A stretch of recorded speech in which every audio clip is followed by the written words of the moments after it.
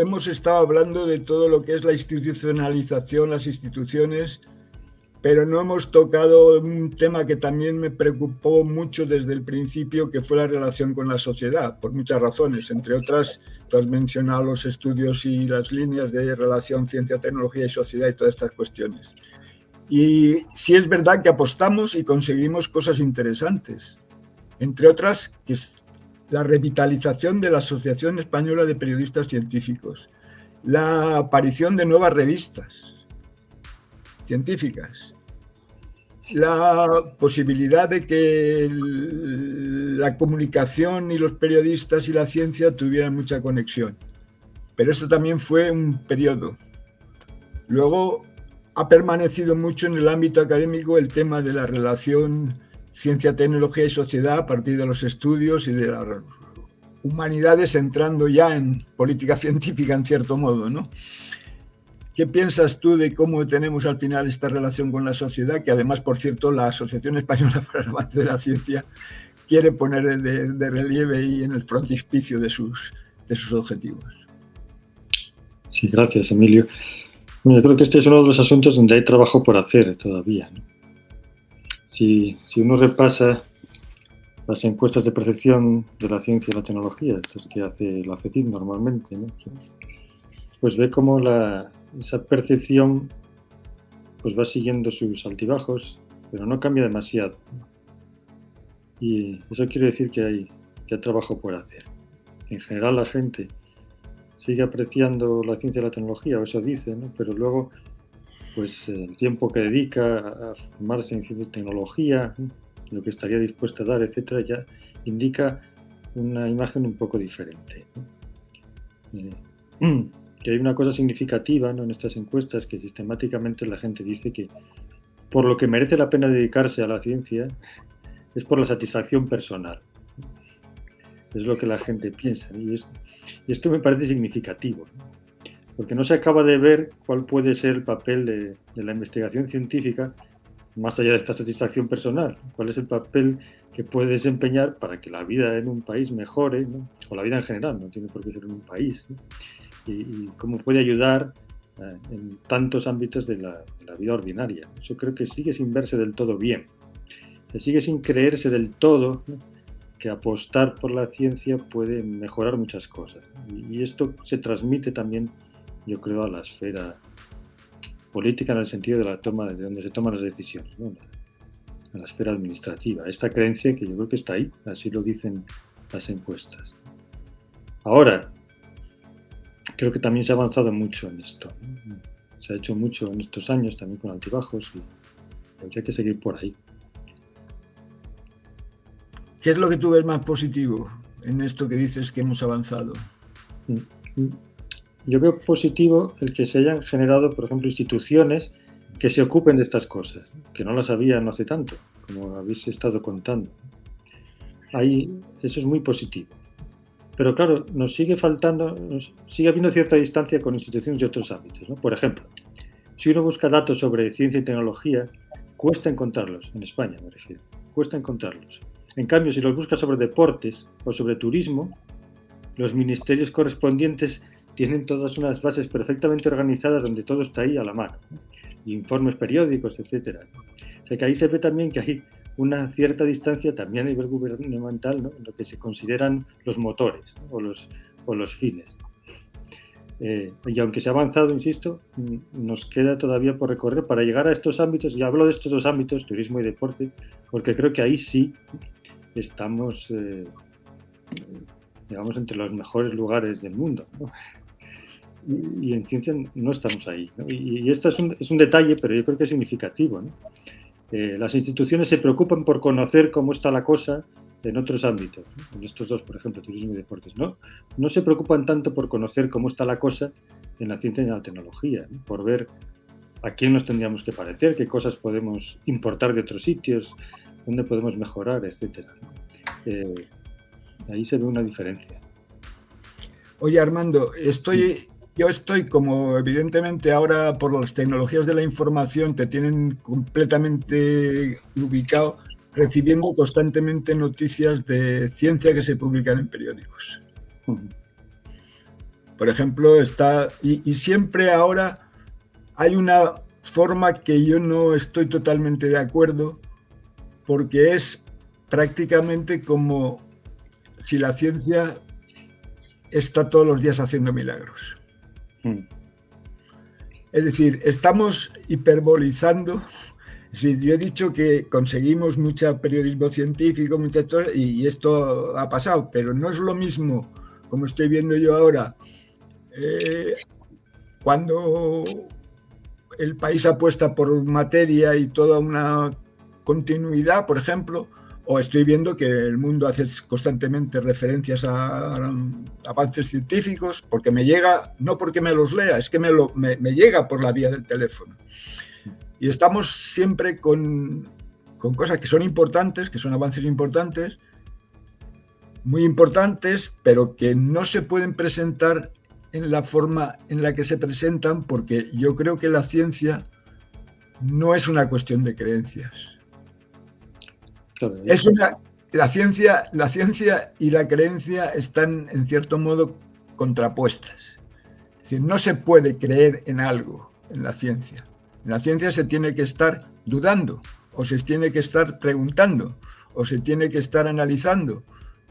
Y estas presentaciones, en mi opinión, generan una información que, desgraciadamente, no puede uno decir que sea desinformación. Tampoco sé cuánta gente lo lee y cuánta gente lo sigue. Es que me llega porque como estoy para mi móvil, yo soy un señor que esto de la ciencia es lo que sigue, más aparte algún partido de fútbol, pero vamos, es lo que me llega. Entonces, creo que hay un problema esencial en el sentido de que se está presentando de forma que no es adecuada, porque no se está explicando. Bueno, ha aparecido recientemente una intervención de un compañero de área de filosofía de la ciencia, Antonio Dieguez, sobre el método científico. No sé si te ha llegado esas declaraciones que ha hecho, ¿no? Donde diciendo que el método científico, no quiero malinterpretarlo, es como una especie de pequeña juego para entretener en los primeros años de formación y esas cosas.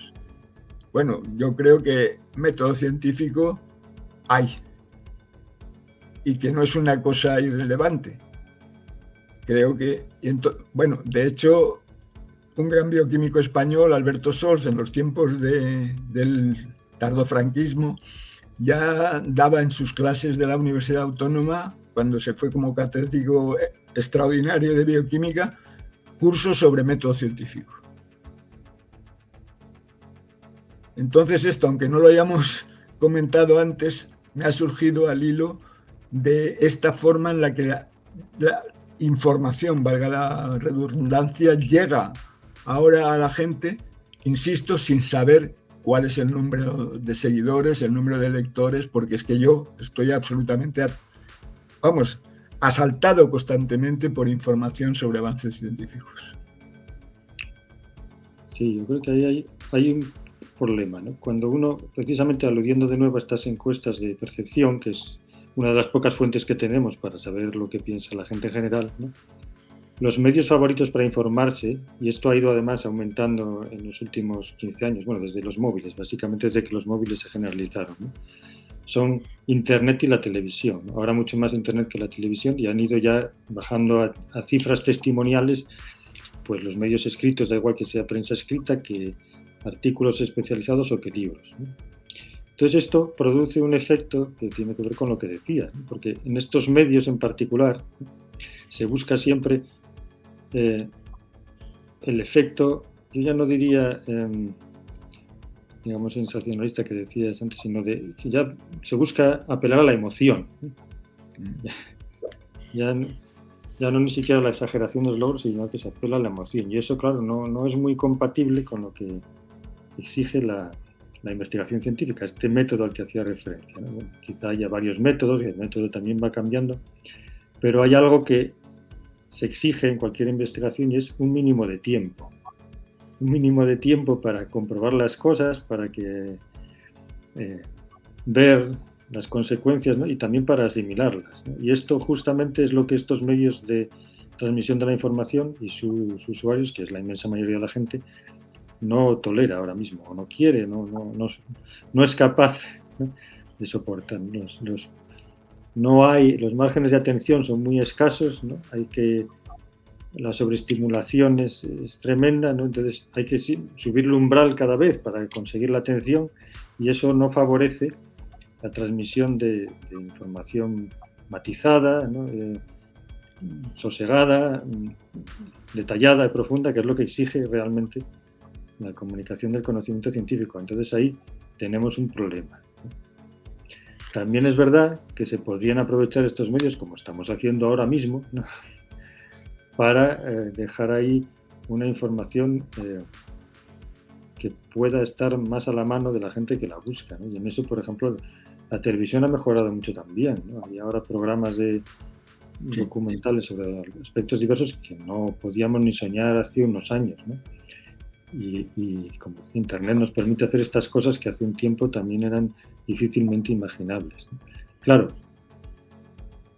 el volumen al que se llega con esto es muy limitado comparado con el que llegan otras cosas. Y seguramente ahora la imagen de la investigación científica tiene que hacer frente no tanto al descrédito o al escepticismo, sino a la falta, digamos, de espacio de atención en los días de la gente, ¿no?, que no tiene espacio, ¿no?, no tiene hueco para interesarse por la ciencia y la tecnología, ¿no? No digamos ya por la política científica, que es de lo que estamos hablando aquí. Entonces esto nos falta. Pero bueno, Armando, hace poco hacíamos una grabación sobre el tema de las asociaciones intermedias, más o menos, ¿no? Claro. Yo estaba pensando, esto del acercamiento de la ciencia a la sociedad debería requerir de verdad también una acción de Estado. Vamos, hablo de Estado en el sentido de política, también de integrar parte de la política, porque esto, con la preocupación que tuvimos en los años 80 por todo esto que nos llevó a una asociación muy directa con el periodismo científico, con Manuel Calvo Hernando, con todos los jóvenes periodistas que se lanzaron por este camino, y creación de revistas que casi todas se han ido diluyendo y ya no están, es plausible o sería necesario, y también o si no, ¿qué forma tendríamos para encontrar un espacio, un hueco, por esta vía de una posibilidad de instituciones intermedias o asociaciones intermedias? Sí, bueno, dos cosas muy brevemente. Por un lado, yo creo que simplificar las estructuras del Estado públicas ayuda. Si se puede canalizar la atención en 2 o 3 instituciones, pues eso mejora. Vuelvo al ejemplo de antes del turismo y los deportes, ¿no? Si hay un Consejo Superior de Deportes y hubiera una cosa equivalente en ciencia, pues eso ayudaría. Y por otro lado, ¿no?, también quizá haya que revisar, y esto, los niveles de información, lo que decíamos de participación, las instituciones intermedias, ¿no?, que se tenga en cuenta pues las asociaciones, en este caso pueden ser de ciencia y tecnología, de comunicación de la ciencia, etcétera, ¿no?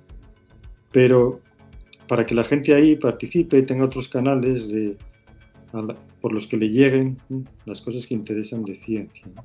Y luego también, por acabar con un poco de autocrítica, ¿no?, de la consecuencia también de algunas políticas científicas de estos años, ¿no?, la cantidad, yo creo que la sobreproducción científica, entendida como la literatura científica, a la que fuerzan los sistemas ahora de evaluación de la actividad investigadora y de la actividad de las distintas instituciones, de la universidad, del CSIC, etc., no ayuda a esto. Quizá es una cosa a revisar. Si es necesario ahora, tal y como están las cosas, ese volumen de producción al que se nos somete, ¿no?, que se nos exige. Has hecho muy bien en tocar este punto, y quizá para terminar, porque ya estamos llegando al tiempo previsto, es que efectivamente también hay que reconsiderar y ser autocrítico dentro de la propia comunidad científica. Y no sé qué pasa también con la universidad, en tanto en cuanto su obligación o tercer objetivo de la investigación, porque más bien también coincidiendo con la constante bombardeo de resultados espectaculares, también ha empezado a difundirse mucho los fraudes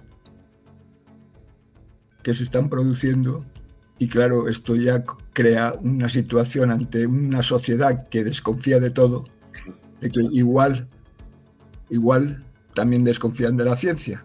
Y a mí me gustaría terminar diciendo que no es que hay que confiar ciegamente, porque hay, de la misma forma que no se puede creer, no se debe estar ciego, nada más.